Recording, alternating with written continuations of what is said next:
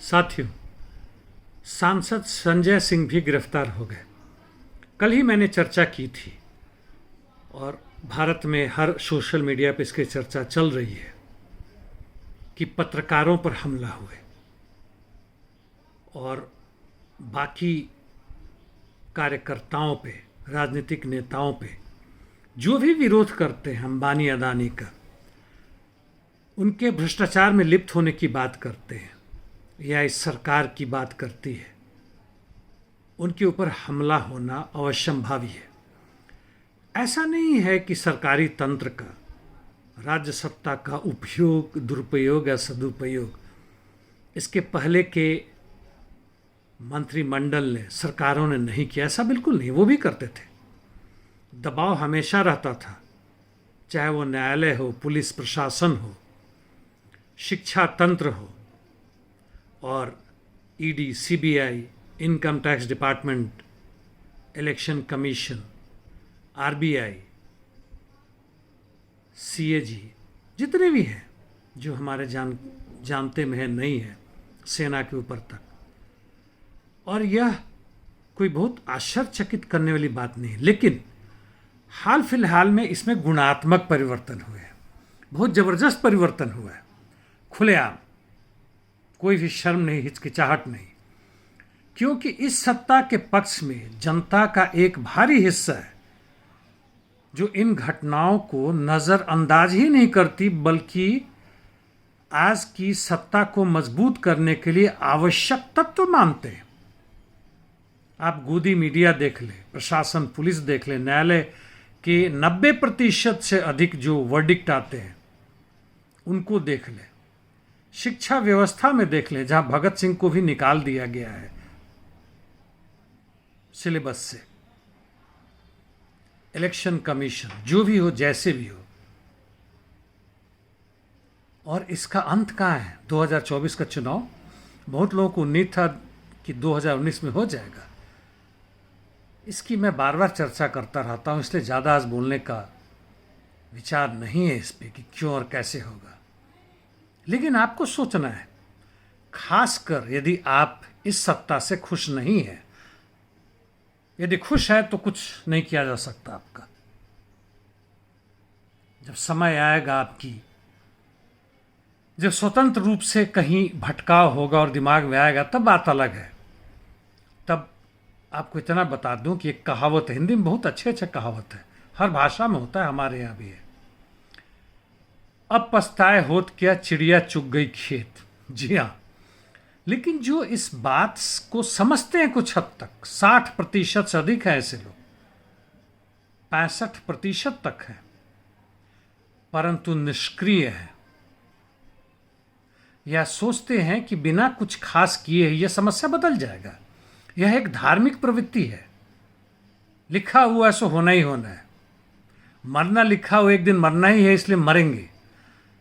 इसका यदि आप सामान्यीकरण कर दें कि आज दोपहर में खाना खाना है, खाना मिलेगा ही, मिले या ना मिले, सड़क पे जा रहे हैं, घर वापस आएंगे, कोई आवश्यक नहीं है। यदि ठूक गए तो भाई वो लिखा हुआ था। यदि आप इस तरह से भाग्यवादी हैं तो निश्चित है कि अज्ञानता का असर है, अंधविश्वास है। जो शिक्षा मिली हो वैज्ञानिक और तार्किक नहीं रहा है। शिक्षा केवल विद्यालय या महाविद्यालयों से या पुस्तकों से ही नहीं मिलता, मिलता है, अवश्य मिलता है, पर हमारे घर में जो वातावरण होता है, हमारे परिवार का, हमारे बगल में पड़ोसियों का, हमारे समाज का, मीडिया, सोशल मीडिया से, अखबारों से, लोगों से, और जो बाहर का वातावरण है, भयंकर गंदगी है। चाहे पटना हो या दिल्ली हो या गुजरात हो, कूड़ों का अंबार लगा हुआ है, आप उसके बगल से गुजरते हैं, अधिक से अधिक होगा तो उधर नहीं देखेंगे या नाक पर रुमाल डाल लेंगे। घर जाकर हो सकता है लक्स या किसी अच्छे साबुन से भी नहा लें, बट इससे अधिक कुछ नहीं करते। आदत सी बन गई है। सड़क के किनारे भिखमंगे हैं, बिना हाथ के, बिना पाँव के, घसीटते हुए।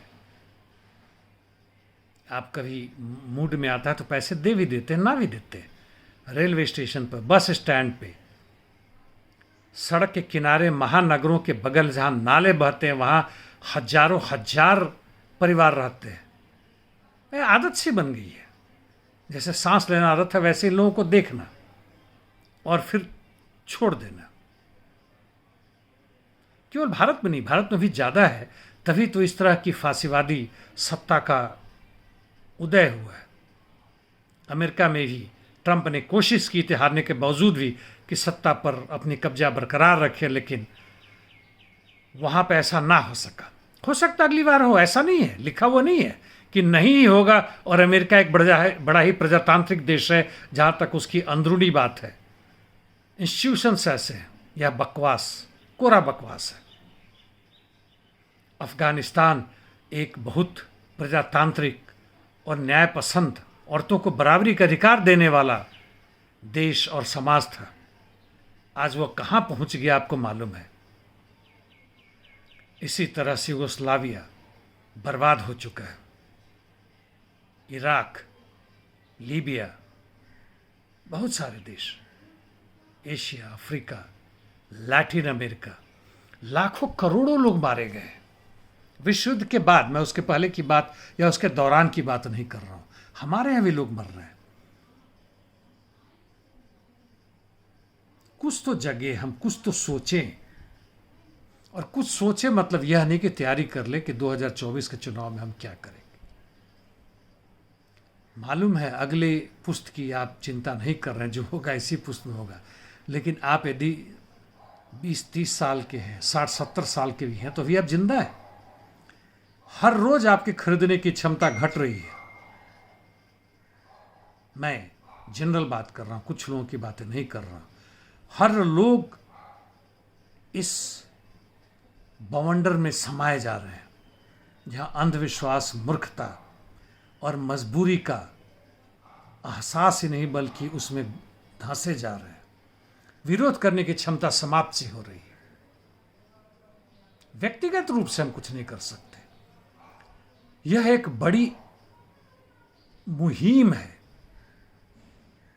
या तो कोई खास दल, पार्टी हो, या हम खुद बनाए, ऐसे लोगों को शामिल करें जो हमारी तरह सोचते हैं या विरोध करने की क्षमता रखते हैं और करना चाहते हैं, कुछ त्याग भी करने को तैयार है, अपने समय का, पैसे का, पारिवारिक सुख का, और एक ऐसे हालात का जिसमें बैठे हुए किसी हिलना डुलना नहीं है, उस हालात को त्यागिए। कुछ कर्म कांड के क्षेत्र में आइए। कब तक भाग्यवादी बने रहेंगे, दूसरे आए आपकी मदद करें? कब तक ऐसे मूर्खता वाली स्थिति में पड़े रहेंगे? आप भी इंसान हैं श्रीमान या श्रीमती। धन्यवाद। इनकलाब।